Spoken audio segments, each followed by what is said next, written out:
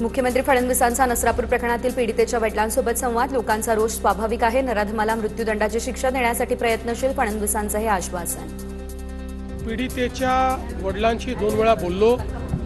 मी त्यांना हे समजावून सांगितलं की आपल्याला नराधमाला मृत्यूदंडाची शिक्षा करून घ्यायची आहे. पुण्याच्या नसरापूर अत्याचार आणि हत्या प्रकरणाचा एसआयटी तपास करणार. एसआयटीमध्ये 2 महिला अधिकाऱ्यांसह एकूण 6 जणांचा समावेश. मुख्यमंत्र्यांच्या आश्वासनानंतर पीडितेवर रात्री उशिरा पुण्यातील वैकुंठ स्मशानभूमीमध्ये अंत्यसंस्कार.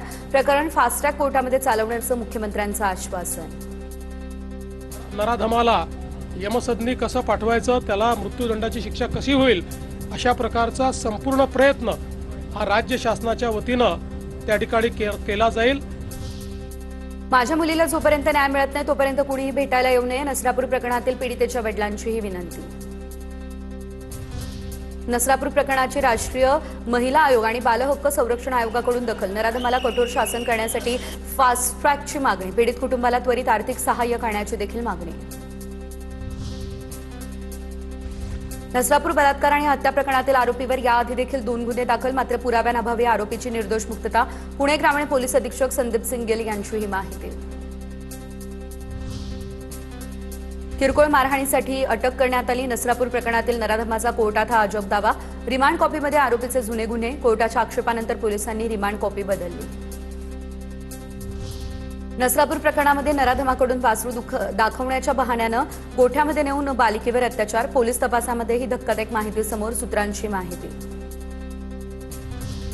नसरापूरच्या घटनेच्या निषेधार्थ भोर आणि राजगड तालुक्यामध्ये कडकडीत बंद. सर्व व्यापारी असोसिएशन, दुकानदार आणि नागरिकांकडून बंदला उत्स्फूर्त प्रतिसाद. नराधमाला कठोरात कठोर शिक्षा देण्याची केली मागणी. नसरापूर प्रकरणानंतर आता रोष व्यक्त केला जातोय. अनेक तीव्र आणि संतप्त प्रतिक्रिया समोर येत आहेत. बघूयात. नसरापूर घटनेवरून मुख्यमंत्र्यांनी माफी मागावी. महिला सुरक्षेवरून सरकार अपयशी. संजय राऊतांचा घणाघात. सरकार आरोपीच्या पिंजऱ्यात. सरकारचाच एन्काउंटर करायला हवा. राऊत आक्रमक. आरोपी कोण आहे? आरोपी सरकार आहे. या प्रकरणामध्ये सरकार आरोपीच्या पिंजऱ्यात आहे. सरकारवर खटला दाखल केला पाहिजे. या सरकारचं एन्काउंटर केलं पाहिजे. तुम्ही कोणाकोणाचे एन्काउंटर करा. हे सरकारच नालायक आहे.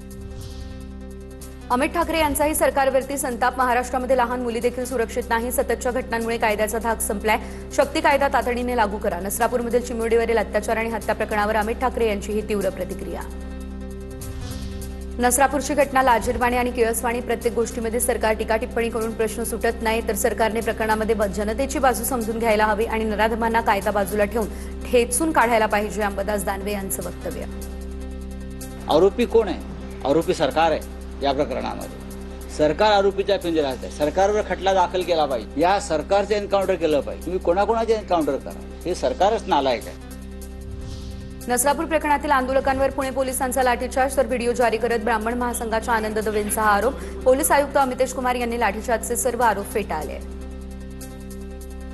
ब्लॅकमेल केले नाही. नवले पुलाजवळ अजून असे किती निरागस बळी जाणार? अशा नराधम आरोपींचा एन्काउंटर करायला हवा. नसरापूर प्रकरणावरून भूमाता ब्रिगेडच्या तृप्ती देसाई आक्रमक. एकतर आरोपीला ताब्यात द्या किंवा त्याचा एन्काउंटर करा. आणि माझ्यासारखे कार्यकर्ते किंवा एक आई म्हणून माझी मागणी तीच असेल की अशा आरोपींना जे आहे ते संपवलं पाहिजे. त्याचा एन्काउंटर केला पाहिजे. रोहित पवार, तृप्ती देसाई आणि मेधा कुलकर्णींनी पीडित कुटुंबियांची भेट घेतली. आरोपीला फाशीची शिक्षा द्या या मागणीवरती रोहित पवार, कुलकर्णी ठाम. तर आरोपीचा एन्काउंटर करा. तृप्ती देसाई आक्रमक.